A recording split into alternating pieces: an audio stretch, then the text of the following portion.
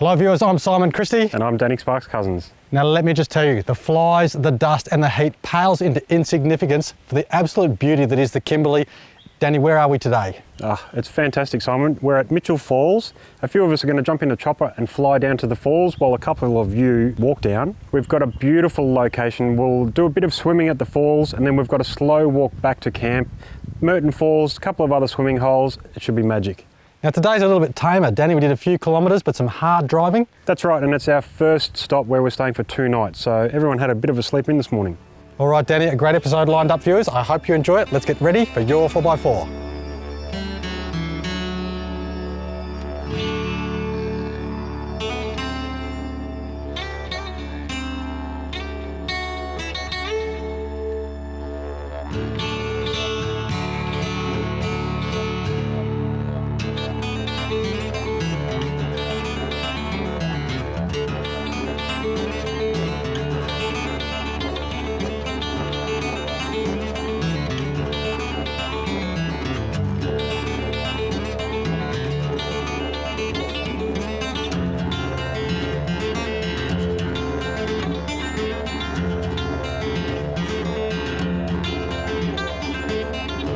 Your 4x4 is partnered by the Holden Colorado 7, Lightforce Performance Lighting, Brown Davis Automotive, Kmart 4-wheel drive accessories, ARB 4x4 accessories, Piranha Off-Road products, Berrima Diesel, Hema Maps and Cooper tyres.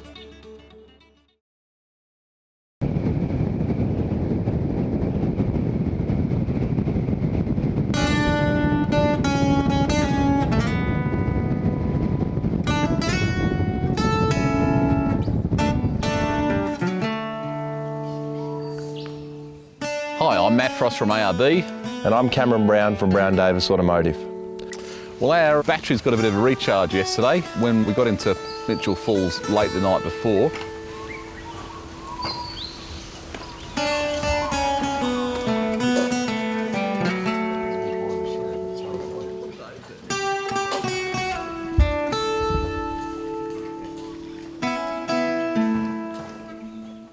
And that allowed us to have a fairly cruisy morning yesterday morning, so it was great to sort of catch up on a few chores, bit of washing, leisurely start the day.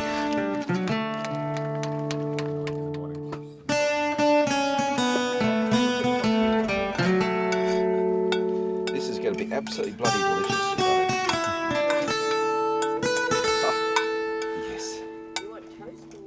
Here we are at Mitchell Falls. Now it's been a dusty few days to get in here, and as you can imagine, the air cleaner sucks a huge amount of dust, gets clogged up very, very quickly. So it is important that you keep your air filters clean. Now when you're out here, all of the experts always say, don't take air pressure to your air filters and blow them out. Don't tap them to knock them out. So I recommend carrying some spare air filters to replace these dirty units. Unless you have a lot of experience, you can blow them out, but very, very gently. The problem is when people blow them out when they don't know what they're doing is they can rupture the paper, which causes a huge amount of problems. If you're getting fresh dust straight through into your engine, it is going to grind and grate right throughout your engine. It is not good for it, obviously. So you can dust them out if you're very experienced, but do it very, very gently. A good compressor, obviously, we've got set up here. Let's give these a blowout nice and gently.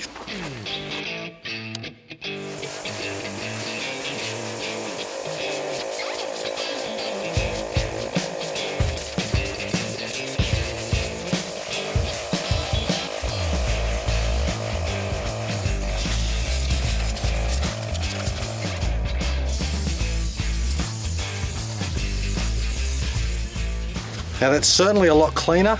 It is definitely going to be able to hold a lot more air now, and we'll have a lot cleaner air going through to the engine now, and we haven't damaged it at all. We've been very, very careful. Absolutely important that if you don't know what you're doing, don't do it. Otherwise, be very, very careful. You cannot damage your air filter, and make sure you're carrying spare air filters when you're out touring in these areas anyway. Let's get it back in.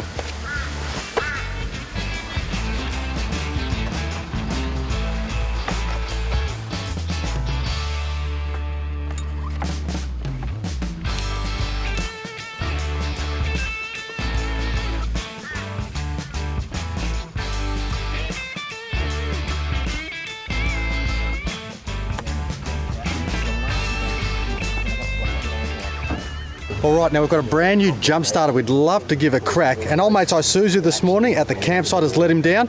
Let's crack out this jump starter and see if it'll kick the Isuzu over. Oh, look, Darwin can do it. This comes in place.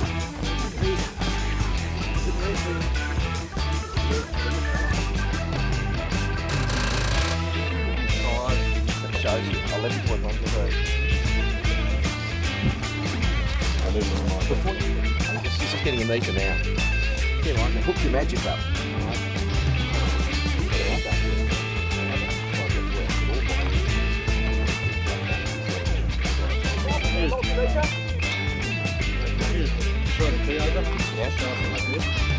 Hook your magic up. Oh, hold on.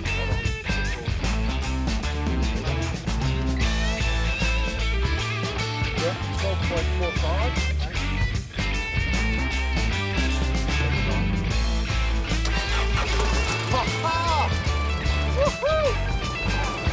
Seriously, that's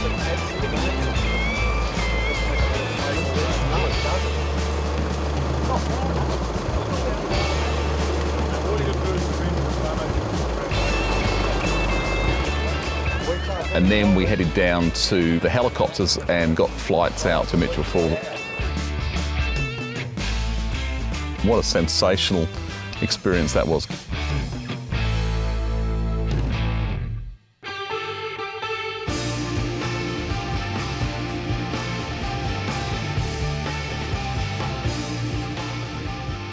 This week's first entry is this Mighty 60 series, shown here about to head out to get more firewood for camp. Next is this very tidy GQ Patrol, parked at the tip of Fraser Island. This 100 series Land Cruiser is shown here near Mount Augustus in Western Australia. Now we've seen plenty of photos at the Mahino wreck on Fraser Island, and it still looks like a top spot for a weekend away. The last entry this week is this Holden, Colorado, shown here on a very cold day at Cradle Mountain. If you're the first to see your photo and email Danny at your4x4.com.au, then you've won yourself a Lightforce tack torch and stubby holder and a Brown Davis Ute Tub seal kit. All photo entries go into the series draw of a DP chip plug and go pedal chip, a HEMA HN7 GPS navigator and a Travel Buddy oven for hot food on the go. Plus there's a chance to win a set of Cooper tyres. Check the Your4x4 website for details.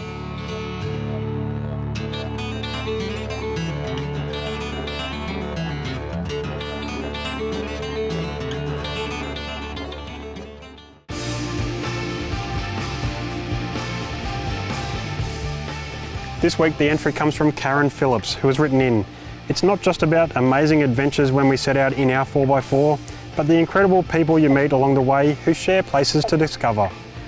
Thanks, and for sending in that email, you've won yourself a HEMA Kimberley Atlas and Guide and a Piranha Premium Fluoro. All entries go into the series prize pack of a Brown Davis long range fuel tank, a pair of Lightforce Venom 50-watt HID driving lights, and an RFI UHF antenna pack plus stubby holder cap and water bottle. Plus all viewers have a chance of winning a set of Cooper tyres valued at up to $1,800. Visit the Your4x4 website and follow the links to enter. Hi, I'm Sean O'Donnell from Lightforce Australia. G'day, I'm Rod from Kmart. I'm Andrew from DP Chip. Jeff Newey from Cooper Tyres. And Alan Johnson from Piranha Off-Road Products. Andrew did the long helicopter flight. So, Andrew, Lead off.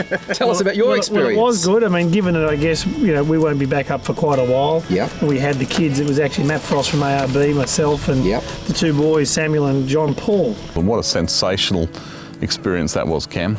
Definitely. I mean, the helicopter rides, it's one thing, you're in this remote area. We had a campsite and a toilet. That was pretty much it in the area, and that's for, I'd say, a couple of 100K, that's all you've got around, and then they're setting up and flying helicopters out of there. So it doesn't quite seem right, but then as soon as you get in the air, you can see exactly why they're flying us up there.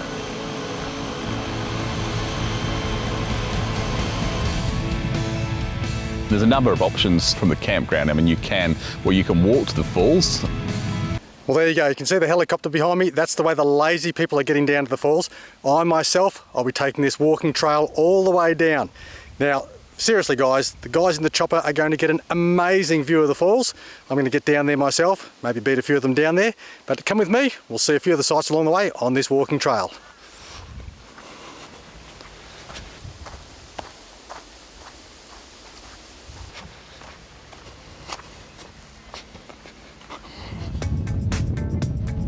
We did the longest flight you can do, which basically takes you right up to the coastline, and then we basically are flying at low level, no doors on the helicopters, and then we saw sharks right up near the beach, and we saw a couple of big saltwater crocodiles as well. So that was spectacular. I mean, the views up there are just, I mean, it's just an unbelievable part of the world, and I think getting a few hundred feet above the ground really puts it all into perspective, doesn't it? So, yeah, I mean, the pilot, of course, was a lovely young guy who's been up there for quite a while, getting his hours up and doing loads of flights. Yes. And we pretty much headed straight off out over towards the ocean. It really is just beautiful up there. I mean, no doubt about it. It's only 40 k's from the coast or something, isn't it? That's correct. Pretty much, I think, once we took off, probably because we knew we were going over there, you could nearly see the coast straight away.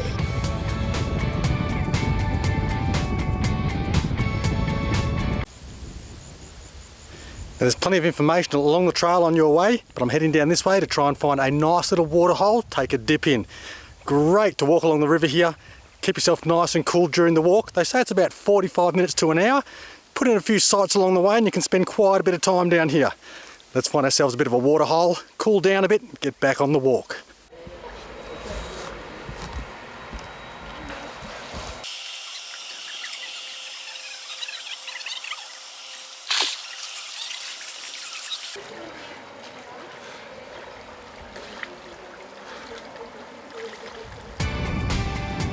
You definitely start to realise how much vastness and area there is around. You're at these huge, amazing falls. You take a couple of steps and it's back to almost desert sand. But definitely one thing I loved about the area and going up in the helicopter was it definitely showed where the coastline was, because we were quite close to the coast. You'd never know though, would you? You wouldn't pick it. No. Just had a lovely dip back there in the oasis. Awesome swimming out here in the Kimberley. Fantastic. Got a bit of a walk now, get down to the Mitchell Falls. Let's continue on the journey.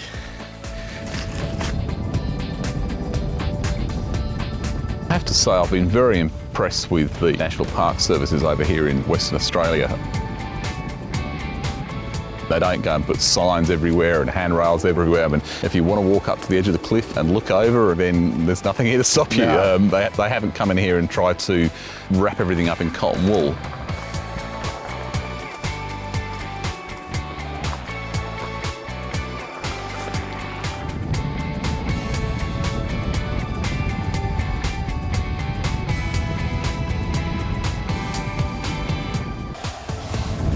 Right, we're up on top of the plateau now. We've got beautiful rock formations up behind us, and the trail continues out towards the ocean behind me on this side here. Let's keep going along this trail.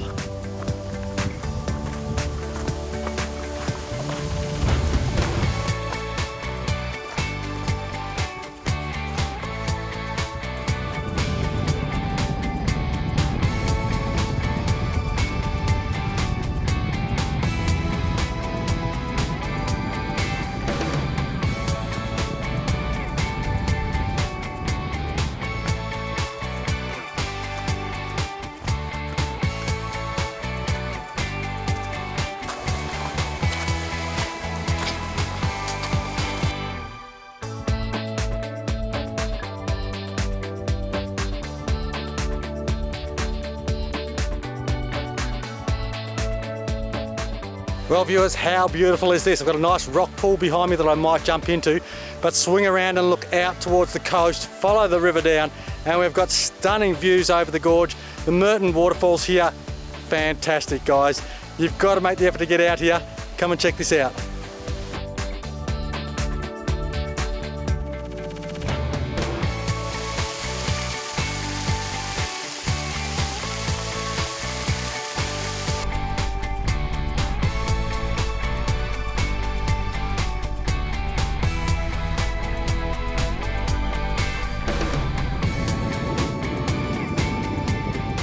I think that we're all blessed by the various things that we did really in some ways, and yeah, we just loved it. So it's an enjoyable and a worthwhile thing to consider if you're up here. Yeah, right.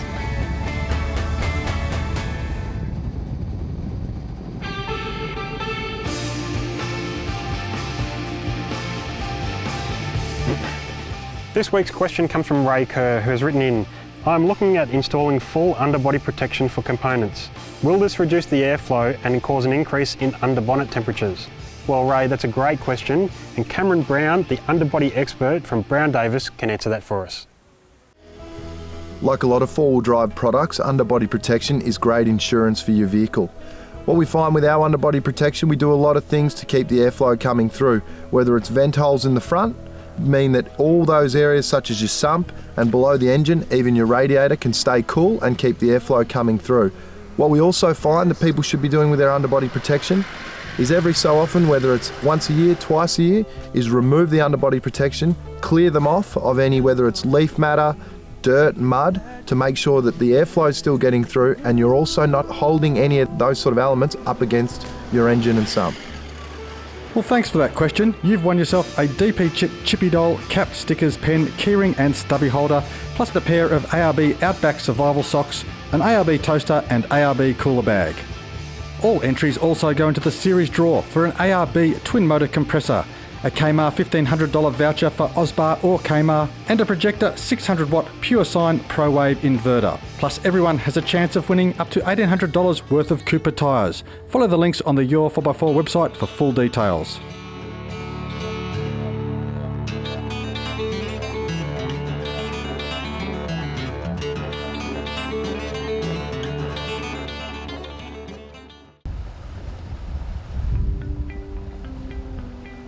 From the chopper, you get the overall view, but it really came back to earth when we landed, and they land on the top area of the falls on great big massive rock platforms. Yeah, I was surprised by that. You know, I'd expected there to be like a landing area, landing pad or something like that, but the chopper pilot actually puts down on just a solid chunk of granite. Instantly passengers disembark and they're on the falls there and then. You know, there's no further commute required. You're literally on the spot, aren't you? Absolutely. From there, it's only not even 100 metres really to the edge of the chasm where you're looking straight at the falls themselves.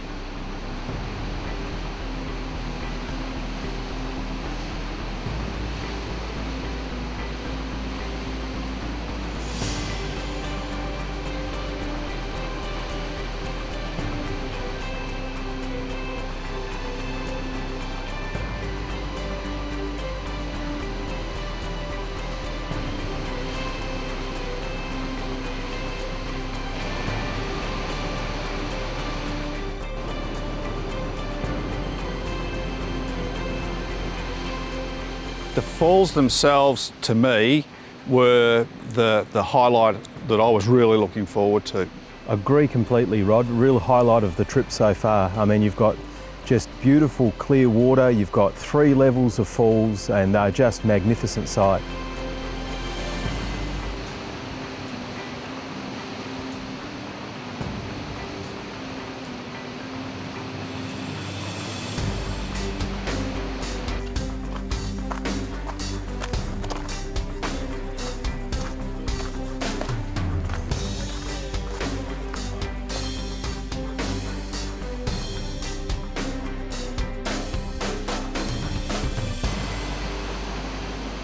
Once we'd photographed the falls, we came back right beside the landing area and walked straight across that big flat area, which then turned into the river itself, with a couple of beautiful little waterfalls where we all behaved like kids actually in the rapids.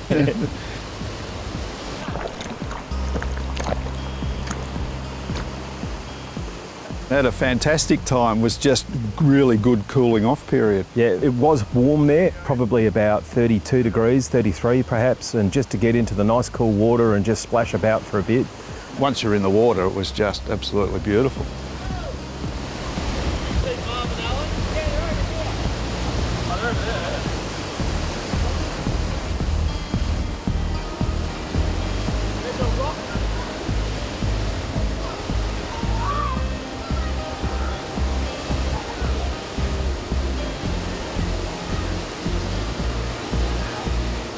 We definitely out at the falls had free run. You could go and swim where you wanted to swim. I mean, realistically, as safe or as unsafe. I mean, you had to have your wits about you. We swum, we had kids, we all swum in a safe section of the pools.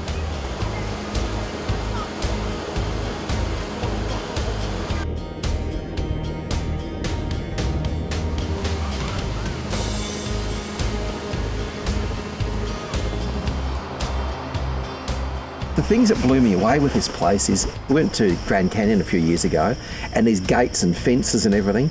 This place, there's literally precipices everywhere, and if you're stupid enough, you could fall hundreds of metres. Oh, minutes. Yeah. It's what we call a common sense area, isn't it? It's unspoiled, isn't it? That's the thing. That's right. There's a sign saying high risk, and it's certainly high risk. Yeah. You know, anyone doing anything silly up there could certainly injure themselves badly. But on the other hand, is the photography that you get out of it is just...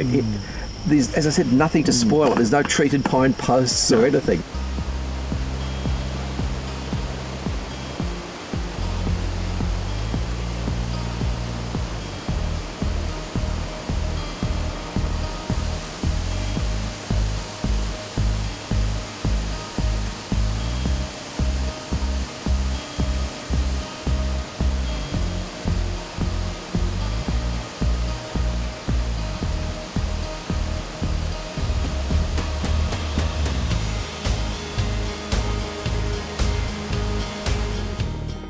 So how was the navigation? How did you find it?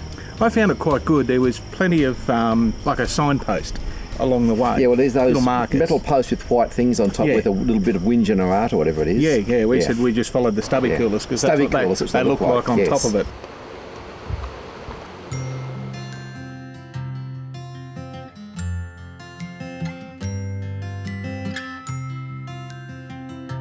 I have to say it's been a fantastic educational experience for my son Samuel, who's only 9, particularly in relation to Aboriginal history and culture. I mean, they learn a bit of this sort of stuff at school now, but to be able to walk through the bush back from the falls and look at the rock art on there and explain to him how, you know, families would have stopped there for a few nights and fished in the pools. And a lot of this rock art tells a bit of a story as well, with pictures of emus, turtles, echidnas. It's been a fantastic thing for him to learn a little bit more about the history of the place.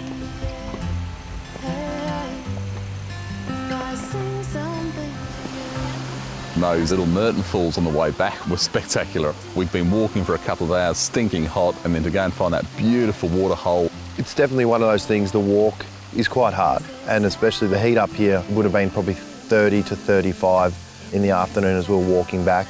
It's not just, oh, we'll just dip into this little water. They're amazing. You've got, I mean, that would have been a 30, 40 foot waterfall. You have a swim and then you go up to the top and then you want to jump in again because there's another little area to swim. So every corner kind of has its new amazing things that you get to see everywhere we've been.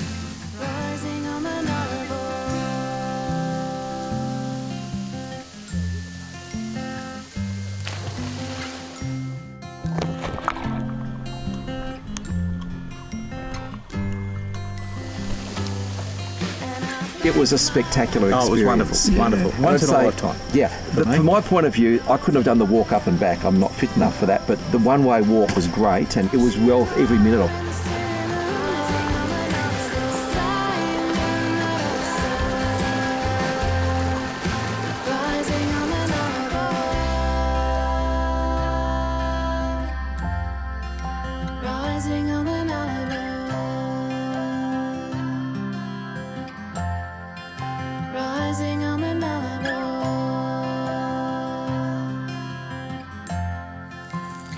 So guys, it was a top day, wasn't it? Oh, fantastic. A top day. I think we'll all sleep well. Yes, yes.